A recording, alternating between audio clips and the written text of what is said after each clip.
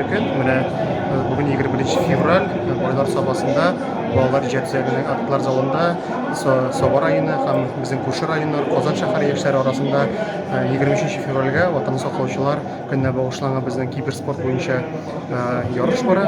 Әлбәттә, менә бу яшьләрне күреп торасыз бик күп. 32-гә якын безнең катнашучыбыз һәм инде без әлеге чараларны менә 4нче ел алып барабыз.